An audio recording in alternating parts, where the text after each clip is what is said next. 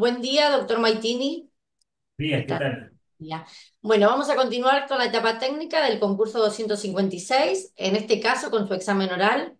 Presentamos y agradecemos nuevamente a los doctores integrantes del jurado, a la doctora María Cristina Sabino y al doctor Pablo Méndez. Como usted sabe, doctor, va a tener 15 minutos para exponer el tema que ha elegido. Llegando a los 15 minutos, le van a avisar así puede ir redondeando su exposición. Y posterior a ello, los doctores le van a hacer las consultas que consideren pertinentes. Está en el piso la consejera de los Santos. Y bueno, le deseo suerte en su examen oral. Lo dejo con los doctores. Muchas gracias. Bueno, Tony, cuando quiera comenzar, ¿Comienzo? preparamos un Su tema. tiempo. Bueno, sí, por supuesto. El tema que preparé, ¿se escucha bien? Sí, sí. Es la compensación de pena y la manera de abordarla estratégicamente desde el rol de defensor de circunscripción. Hablaré primero normativamente, dogmáticamente y normativamente el asunto, luego hablaré de la jurisprudencia al respecto y luego plantearé cuatro abordajes para poder realizar esto desde la órbita ministerial y desde un grupo de defensores que se podría liderar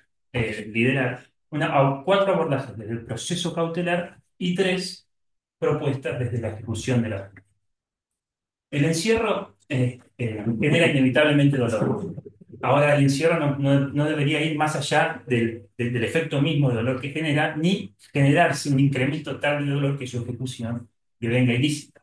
Las personas privadas de libertad son titulares de derechos y la pena se encuentra en miras de readaptarlos y resocializarlos conforme el 5.6 de la Convención Americana. Ahora bien, sabemos que la violación de los derechos de las personas privadas de libertad es sistemática, desde privaciones a la educación, privaciones al trabajo, privaciones a las visitas, acosos, maltratos, violaciones a la integridad física, a la integridad sexual, a las condiciones de habitabilidad. No hay posibilidad de poder acceder a la luz natural, no hay posibilidad de esparcimiento, no hay posibilidad de acceso al agua. Ahora bien, esto inevitablemente, eh, como defensores, lideran un grupo de defensores. ¿Cómo se podría abordar esto? Y la respuesta entiendo que es la pertinencia de poder compensar a la víctima del hecho con estos abordajes que voy a presentar a continuación. Estos males son injustos y es necesario la obligación de poder compensar. Pablo Bacani ha hecho una tesis doctoral al respecto, ha dicho que para regular el encierro y el castigo no debe olvidarse los principios de proporcionalidad y de mínima intervención del proceso, y mínima intervención. Estos principios prohíben confundir el tiempo formal del encierro con el tiempo cualitativo del encierro, siendo el primero legal, por una orden judicial, por supuesto, y siendo el segundo, generalmente en su mayoría de los casos, su ejecución ilícita. Zaffaroni ha dicho que cuando la pena se convierte en pena cruel, inhumana y degradante, los jueces deben accionar y retomar el principio de proporcionalidad.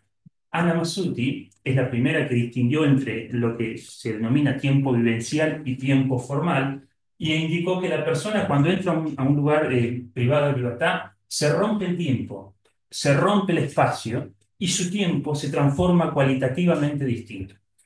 ¿Qué normativa es la que aboga esta situación? Bueno, por supuesto es vasta, pero no a la verdad la tengo que nombrar, el artículo 18 de la Constitución Nacional, el artículo 5.1 y 5.2 de la Convención Americana, donde dice que la persona privada de libertad tiene respeto a la integridad física, psíquica y integridad sexual.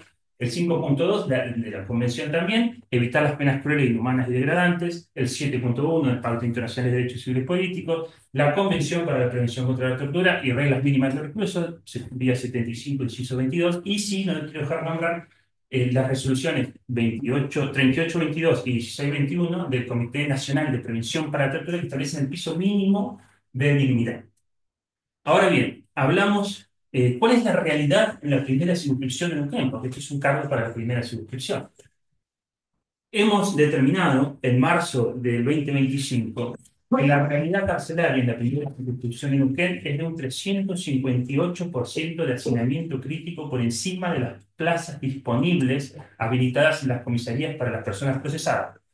Esto siguiendo, hay una vía corpus vigente en la provincia de Neuquén que hemos planteado, que se ha planteado esta prueba y que lo cierto es una metodología que hemos utilizado desde el grupo de control del encierro preventivo, un grupo que hemos creado como defensores, pertenezco a la defensoría de esta primera suscripción, en donde hemos utilizado este método seguido por Elías Carranza en INALUD y avalado también por la Cruz Roja Internacional. Hablamos de dogmática, entonces, hablamos de normativa y hablamos de la realidad de la primera circunscripción. ¿Qué jurisprudencia es la que sostiene esto? Bueno, fundamentalmente en 2018 el Instituto Clásico de Sá Carvalho fue la primera vez que habló de la palabra compensación y determinando que hay un 200% de hacinamiento crítico en la Sá Carvalho, vio la necesidad de compensar, dejando de lado los abusos y los homicidios, que necesitaban informes criminológicos mayores, de compensar a razón de 2 días por uno a las personas privadas de la libertad. Y fue la primera vez que se habló de la palabra compensación. Antes, regional e internacionalmente, ¿se dijo algo al respecto? Sí, por supuesto. La Corte, 4 años antes, en Mejías contra Perú, había dicho que el hacinamiento constituye una violación a la integridad psicofísica de las personas. La Corte Federal de Brasil dice, el juez antinacionamiento tiene que pensar en disponer medidas salidas alternativas. La Corte colombiana también se mencionó al respecto. Dijo, bueno, hay que realizar políticas en contra de este hacinamiento y no supone la automática liberación de las personas, pero hay que establecer políticas.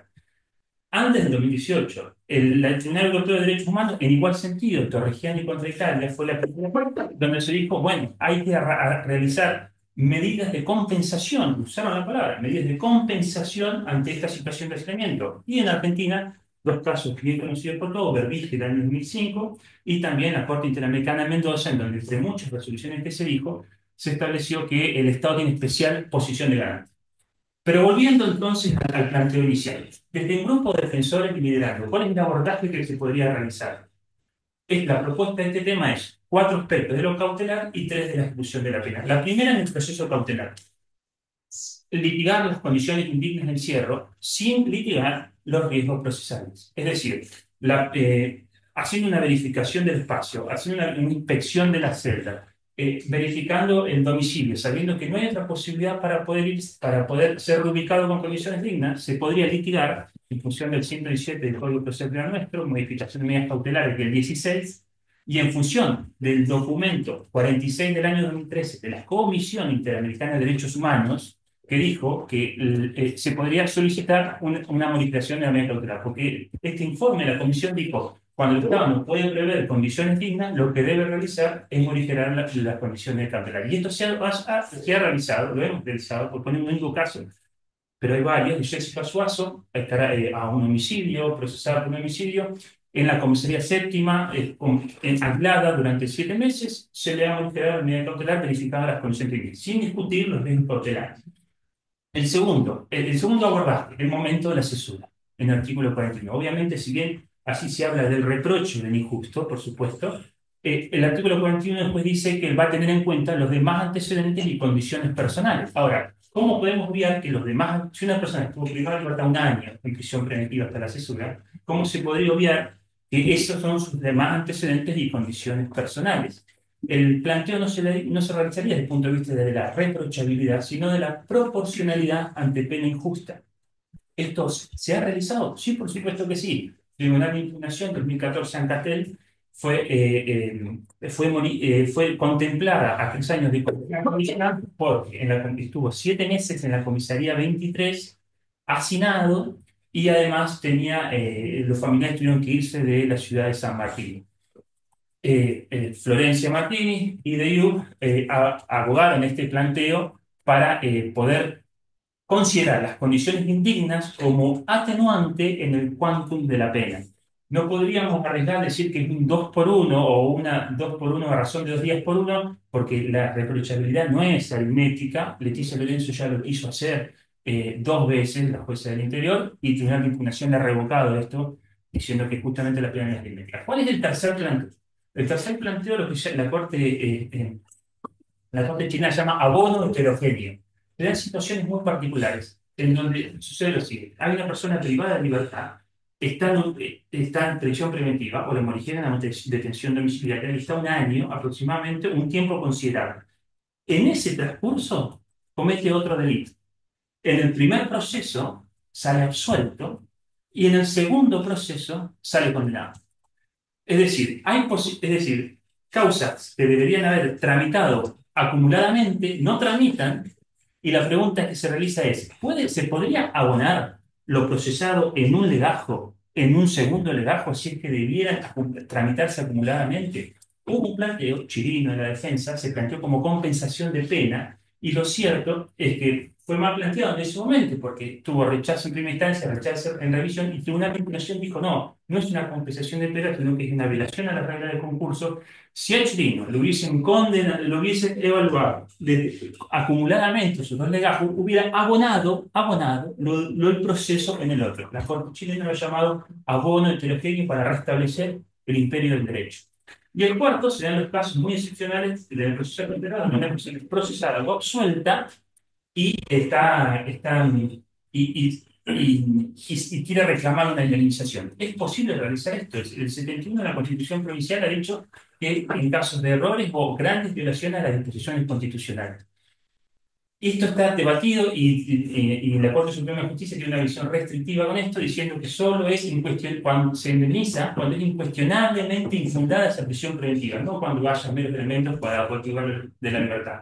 En Europa hay toda una discusión acerca de esto. Hace poco la Corte española ha dicho que, incluso primero se ha dicho, bueno, que responda, no basta con que haya sido absuelto por la mera situación de más allá de toda duda razonable, sino que tiene que demostrar positivamente que no fue.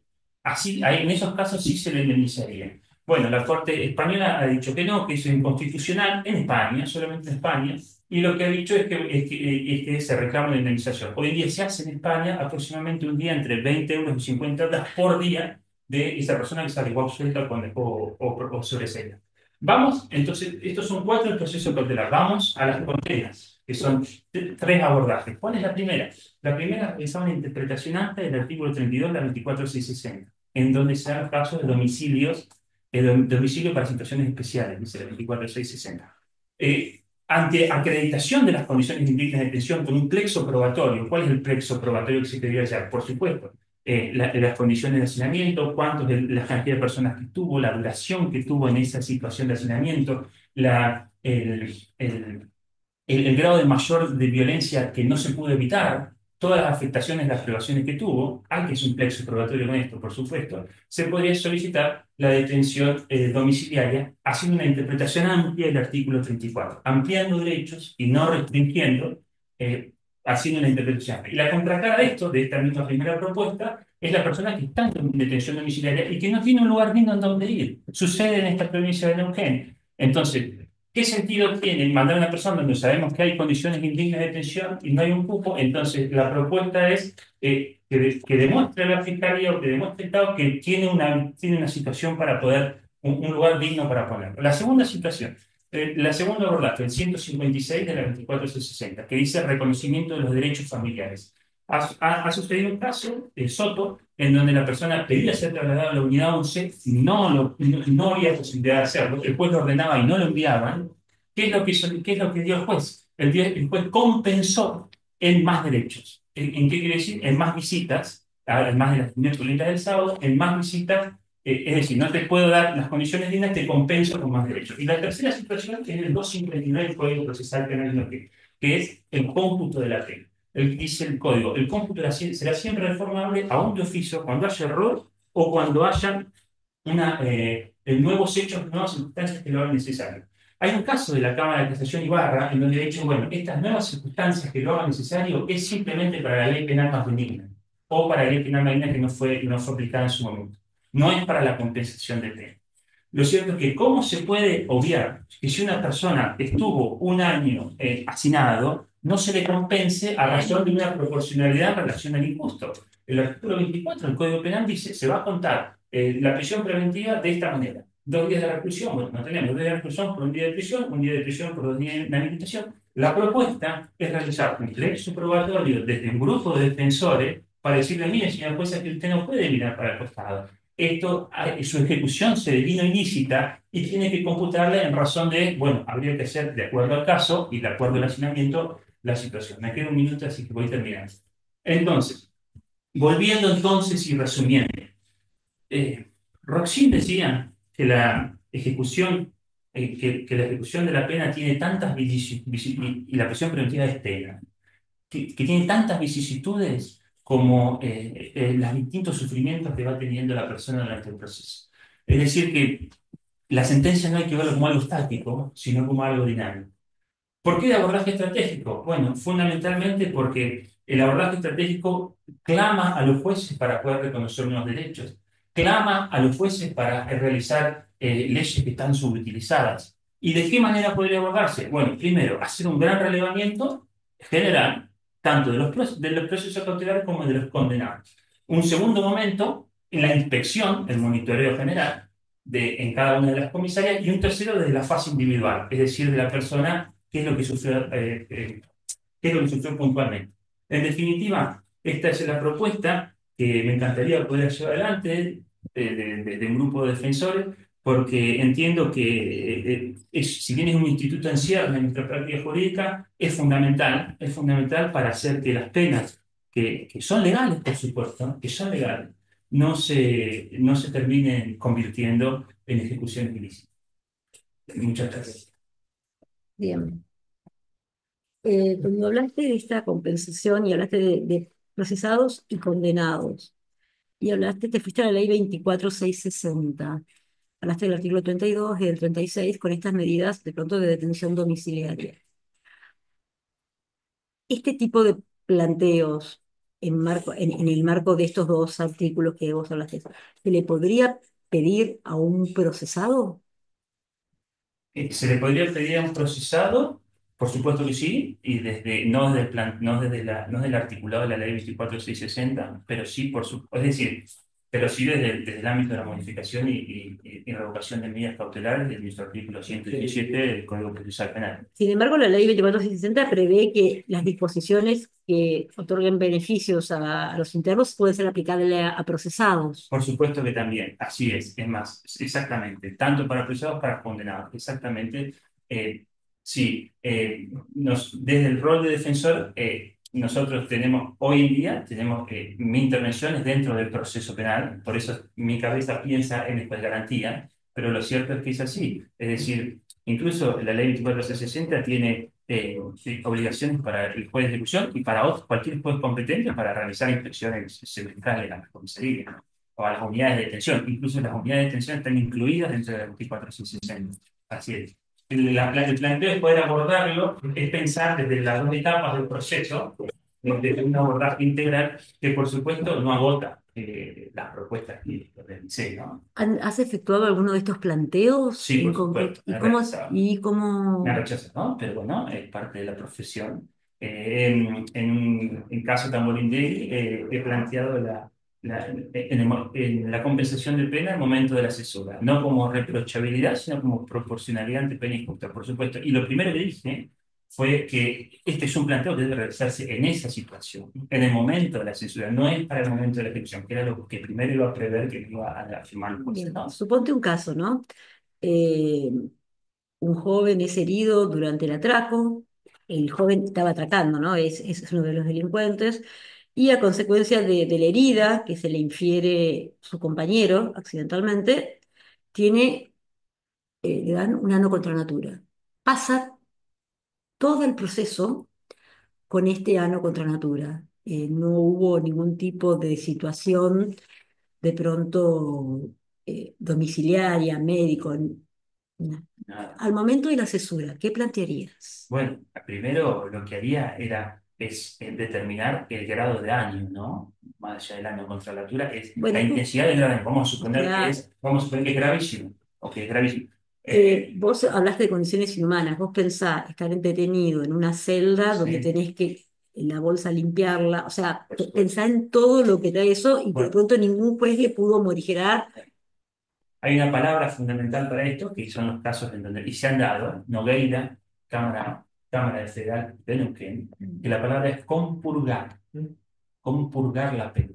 Es decir, contemplar el tiempo sufrido con este tiempo existencial, con los agravios, con todo el agravamiento que tiene, compurgarla en la pena que le han dado a la sentencia. Nogueira caso del Tribunal Oral Federal aquí de Roca, era una chica que fue condenada por trato de abuso, por abuso, por trata, es federal. Estuvo, fue condenada a la pena de 8 años de efectivo cumplimiento y le compurgaron la pena a razón de que estuvo 4 años en prisión preventiva en una cárcel de Paraguay. Ella era paraguaya, su círculo, su centro de vida estaba en Paraguay, la enviaron allí y allí sufrió diversas, y no quiero tampoco profundizar mucho sobre lo que sufrió, pero diversos daños a la integridad física y integridad sexual que hicieron que los jueces hayan determinado cómo purgar esa pena de 8 años Ujú. en esos 4 en prisión preventiva que Bien. Vamos a ver. Bueno, hemos preparado unas preguntas que por son para favor. todos los concursantes iguales, ¿no? Sí, Bueno, vos estás, como dijiste, en tu ministerio público y un defensor particular renuncia. Y bueno, y viene el imputado y te pide que asumas, o sea, va a la defensa pública y tenés que asumir la defensa de esta persona que está imputado en una causa por lesiones graves en contexto de violencia de género. Unas lesiones graves agravadas por el contexto de violencia de género. La audiencia de formulación de cargos se realizó hace más de 6 meses al día de que la persona te llega a la carpeta a vos. Eh, Durante esa audiencia de formulación de cargos, el juez otorgó el plazo legal al fiscal, el plazo de 4 meses. Y en esos 4 meses, la fiscalía no pidió ni prórroga ni produjo acusación. La pregunta es, ¿cómo actuarías ante esta situación, ¿no? bueno, básicamente todos los plazos en el código por el 79 inciso 1 son plazos perentorios y fatales. La única posibilidad de poder reponer un plazo es el artículo 79 inciso 6, en donde dice que las partes pueden reponer el plazo. Pero la regla es los plazos son perentorios y fatales. ¿Qué consecuencias lleva esto? Por supuesto, a la extinción de la acción y al consecuente sobreseimiento. Ahora, tenemos una valla insalvable aquí en la provincia de Neuquén, porque eso viene fundamentalmente arraigado a la situación de los plazos procesales y sobre todo a los plazos de la investigación del 148 y sobre todo a las cuestiones de género. Hay dos pasos fundamentales en esta provincia que son González y Olave. González, en un voto de Llenari, ha dicho que en contexto de género, en estos plazos de investigación, no son automáticos. Es decir, que hay que tener una perspectiva de género en relación a estos casos, y estos casos no involucran directamente el sobreseimiento ni la extinción de la acción. Pero es importantísimo, creo yo, y de valiosa cuantía, el voto en disidencia que realiza el Oso Larumbe en ese fallo González. ¿Por qué? Porque dice, el 79 inciso 1 no me distingue cuestiones de género, no me distingue cuestiones de perspectiva de género, por lo tanto, no me discrimina, no tengo por qué discriminar esos plazos de género con los plazos normales. Por lo tanto, por lo tanto, la regla, por supuesto, termina siendo la extinción de la acción del sobreseimiento. Ahora, claro, esto lo dijo el Oso Argument antes de Price y antes de Starley. Antes de Price Nación y antes de Starley aquí en la provincia de Neuquén, que hablaba del 87, por supuesto, y la inconstitucionalidad de la acción o la acción como reserva general, reserva del Congreso y no de las provincias, ¿no? Claro, luego de Olave, luego de Price, luego de Price y luego de Starley, el Oso Larumbe expresó, así, el jurista fue magistrado al tribunal de impugnación, está formado en la temática penal. Dijo, bueno, los plazos razonables es verdad que tienen que ser las provincias, pero lo cierto, en resumidas cuentas, en otras palabras, es que está el plazo que está el fallo Price y ya Price lo ha dicho que esto esto son inconstitucionales los plazos que quisiera regular las provincias por sobre nación.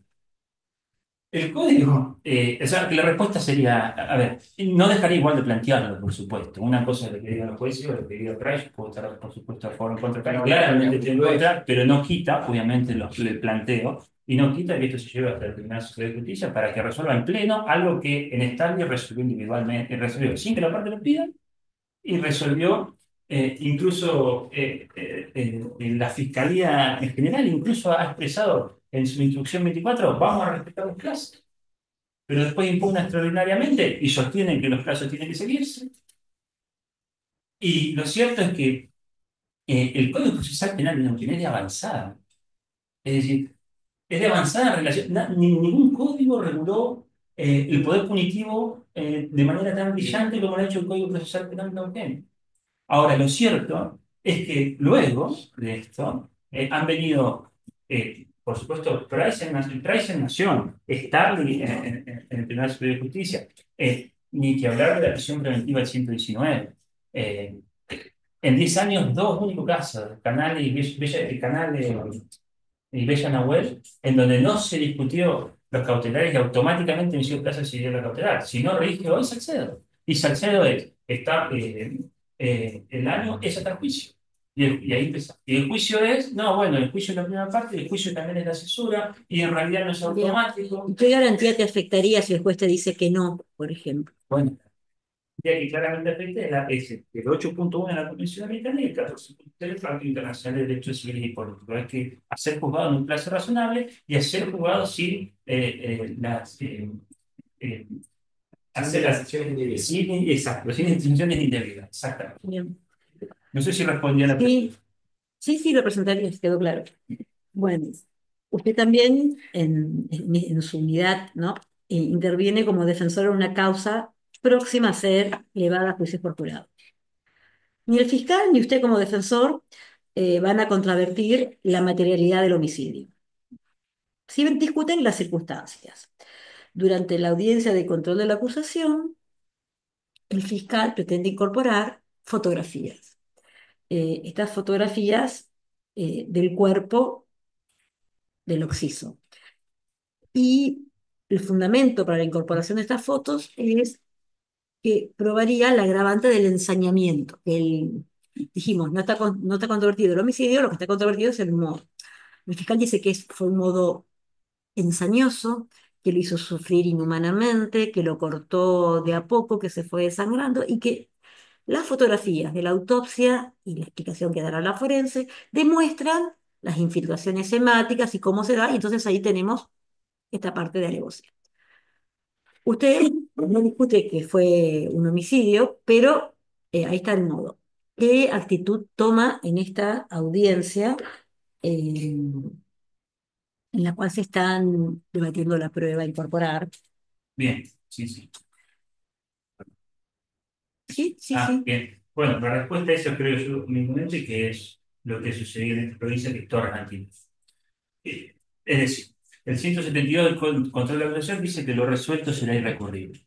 Ahora bien, Torres Antilles fue una situación en donde la defensa impugnó, por auto procesal importante, en función. Ministerio Público Fiscal. Perdón, el Ministerio Público Fiscal, claro, me confundo con el Ministerio Público Fiscal, fue el que impugnó, queriendo que las fotos se introduzcan. La Claro, jueza de garantías, la jueza hace lugar al pedido de la claro, defensa, la defensa se las fotografías y la fiscalía se alza el recurso pese a que no tenía legitimación porque fue otra discusión que. fue otra discusión también que se dio, exactamente. Es decir, eh, ¿qué es lo que generan estas fotografías en función de la pregunta que usted realizó, ¿no? Es evidencia inflamatoria. Es la posibilidad, el riesgo de generar un perjuicio indebido en el jurado en función de que si la alevosía se quiere determinar en función de estas fotografías, lo que no se debe permitir ingresar esa evidencia inflamatoria. ¿Por qué? Porque la evidencia puede ser pertinente y puede ser relevante para descubrir la verdad en su código, pero no es útil en función de que genera un perjuicio indebido en el jurado. Esta exaltación del jurado, mostrando la fotografía claramente, sería desventajosa en un escenario de juicio desde una postura de la defensa que justamente se quiere debatir la calificación jurídica y no se quiere debatir los hechos, ¿no? Bueno, el juez le dice que no, que las fotos van a ingresar.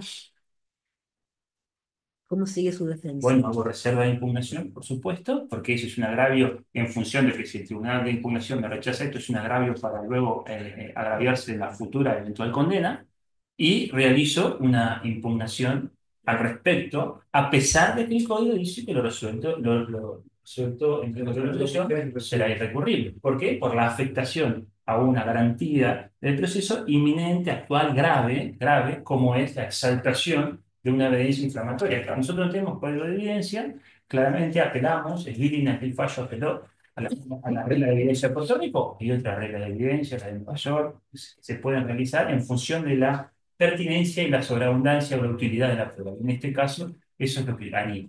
Bien. La siguiente pregunta. Usted ejerce la defensa técnica también de un imputado que está acusado del delito de abuso sexual con exceso carnal por introducción de dedos en vagina de la mujer, paciente del médico. La denunciante refiere que fue a hacerse una ecografía transvaginal y en ese contexto de la práctica médica, el doctor le introduce los dedos en la vagina. Entonces, el fiscal va con este abuso sexual, con acceso carnal, sin, en la acusación, se abre la apertura a juicio, sin, digamos, una calificación alternativa o sin otro hecho. Usted como defensor plantea que no va a poder probar, que una teoría totalmente negativa, que el hecho no existió. Ya empezó el debate, el alegato del fiscal al inicio del debate fue justamente este, que se iba a evitar el acceso carnal. La defensa dice que no había ninguna posibilidad. Y transcurrido el debate, previo a los alegatos, da la audiencia de donde discutimos las instrucciones. El juez dice, bueno, acá están las instrucciones y voy a dar instrucciones también por dos delitos más. Da por el exceso carnal, da por el gravemente ultrajante y da por el abuso sexual del primer párrafo del 119. Usted como defensa frente a esa imposición del juez, ¿qué actitud toma?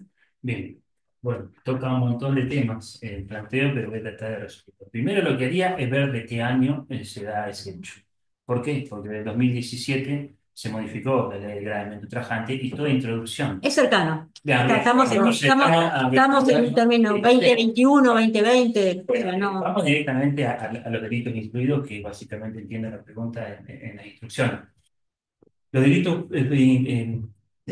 menores incluidos es un gran tema sensible en la defensa, puesto que habilitaría mayor poder punitivo y mayores otras calificaciones por fuera. Y habilitaría también la violación al principio de congruencia. Entonces, la inclusión de los delitos menores, ¿cuál es el límite de eso? El límite es la prueba. El artículo 206 del Código Procesal Penal dice: el juez va a explicar las disposiciones legales atribuibles al caso. Es decir, los hechos controvertidos aplicables al caso. Entonces, el límite para poder incluir o no un delito menor incluido van a ser los límites que debe otorgar la prueba en el caso concreto. Lo cierto es que, conforme usted nada, lo cierto es que no veo me opondría, por supuesto, a la inclusión de estos delitos menores incluidos. ¿Por qué? De los dos tipos. Eh, Claro, bueno, claramente de los tocamientos y también creo que también a ver, que pensó en la obra fría, ¿no? También de gravemente ultrajante en función de que si el hecho fue la introducción de los dedos en la vagina. Eh, lo que hay que pensar para incluir o no un delito menor incluido es de qué manera progresan las conductas en cada caso concreto.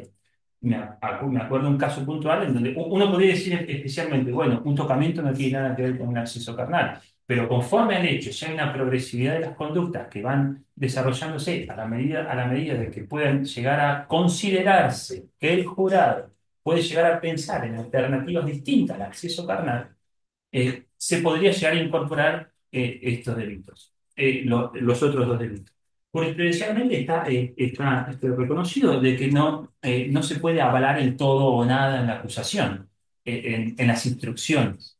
Eh, es decir, que si el hecho prevé una situación de delito menor incluido, el juez hasta por oficio, incluso negándose la defensa, el juez hasta por oficio lo debería incluir. Como es el fallo que tuve esas situaciones, Sí. la obligatoriedad después del deber de incluirlos. No, pero sí sé que está incluido en el 206 creo que es Álvarez. No, sinceramente. Bueno, porque ya se mezcla, pero sí es Álvarez, exactamente Álvarez.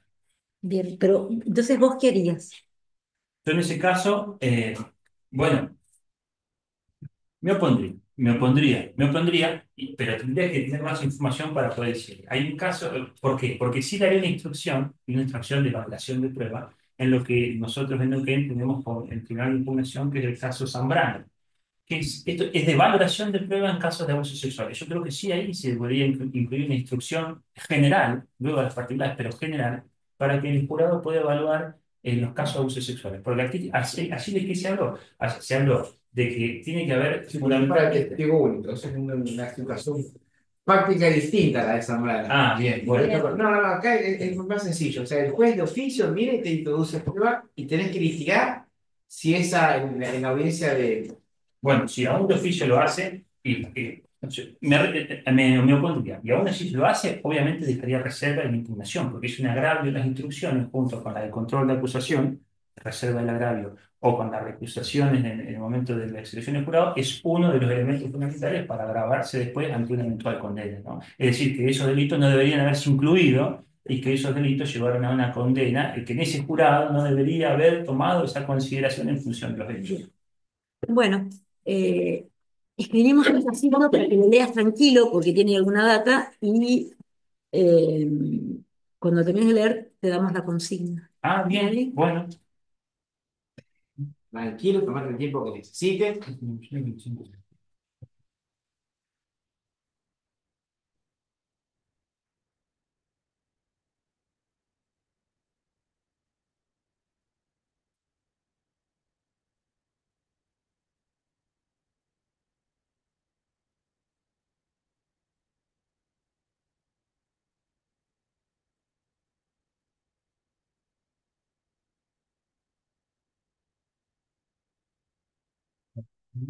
La deliberó de las ataduras, la La liberó, ¿Te liberás? está bien, y se retiró de la vivienda, saltando el rancho de la fuga. Ahí dice la víctima murió producto de un infarto agudo miocardio y fue hallada sin vida.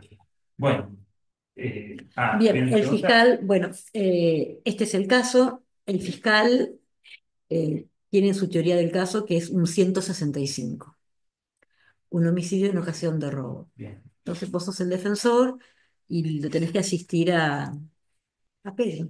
Bueno, Clara, el homicidio en ocasión de robo, fundamentalmente la característica que se da en relación al crimen causa es que el resultado se da puramente accidental. Es decir, no hay una conexión ideológica, no hay, o una ultra finalidad que sí requiere el 80 inciso 7.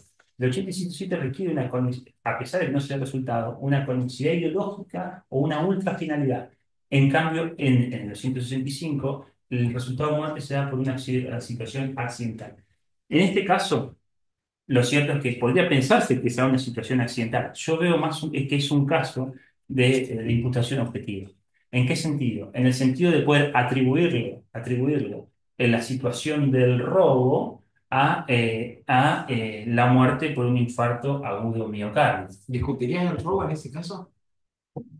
En este caso, bueno, lo cierto es que la víctima y el victimario se conocían y ingresan, ¿no? Bueno, ingresó. Bueno, claramente hay violencia física en las personas y no fuerzan las cosas. O sea que un robo es, Es robo, sí. es robo. Ah, bueno, claro. Es robo. Por ahí hay una trampa. La pregunta es más Eh, que tiene que ver con elementos subjetivos. bien. En ese aspecto. A ver, El clara, fiscal va con dolo eventual, obviamente, ¿no? claro, El fiscal atribuye esta conducta con dolo eventual, dice que obró con dolo eventual. claro, que se representa la posibilidad de resultado y que demuestra indiferencia ante eso. Exactamente. Bueno, lo cierto es que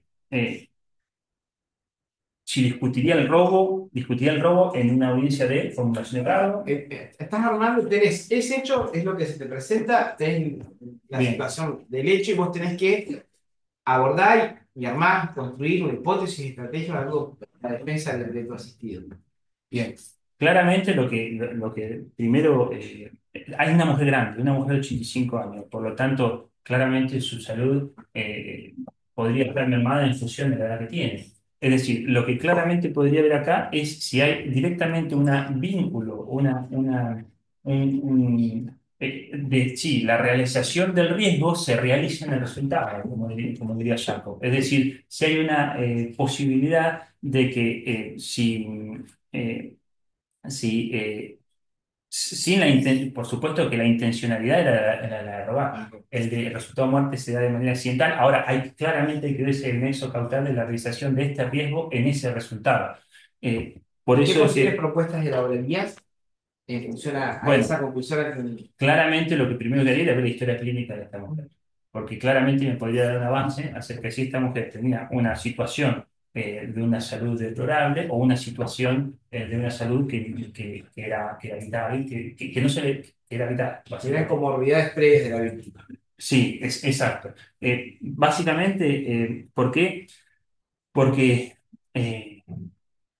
lo que podría suceder es que el infarto agudo miocardio no se haya debido al robo, sino que haya debido fundamentalmente a una situación de exaltación, de conmoción, por el hecho de haber sido el robo. Y no necesariamente por el accionar Los asistidos. del asistido. ¿Y Exactamente. pensarías alguna resolución para este delito contra la vida o contra el ¿Qué físico? propuestas llevarías en función al delito contra la vida? Al delito contra la vida. ¿Te Bueno, centrarías en el robo directamente y no hay nexo causal, dirías? no, a ver. Es una postura, ¿eh? No, está Es una bien. postura, o sea, Yo me acostaría a decir que lo que Zizek y es- llama atypisk, que no es atípico.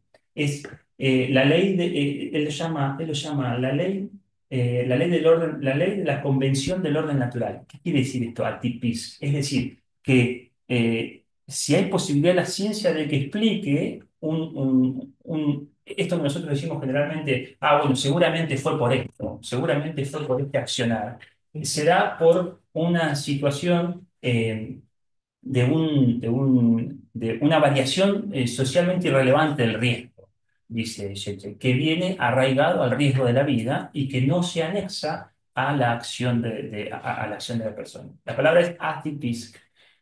Bueno, Debería ser plantearía una esto. culpa con representación. Puede ser una culpa exacta. Bueno, el gran debate que se da entre el dolor ventral y la culpa consciente. Sí, también. Propondrías un delito imprudente en razón del homicidio, entonces. En razón del homicidio, o no. o bueno, sí, esa sería la segunda opción. Yo diría, primero tener la historia clínica de esta mujer, claramente, porque si estaban los últimos valores de su vida, yo creo que plantearía primero esto, aunque luego sí, por supuesto, la diferencia entre dolor virtual y culpa consciente temeraria por representación es fundamentalmente habilitar o no poder punitivo y elementos subjetivos, ¿no? Claramente que se puede. Esta última, y hay un sector de la doctrina en el cual dice que el 165 involucra qué tipos de homicidio en contraposición con otros. eh, los homicidios, el 165, los homicidios de pura accidentalidad, como dije, ¿no? Los homicidios. Bien, sí, ya sé la pregunta. Paso de la pregunta. Fundamentalmente los de dolo eventual y no los de dolo directo y consecuencia necesaria. Listo. Esas. Bien, nada más. Vamos, Esto es todo. medio grado.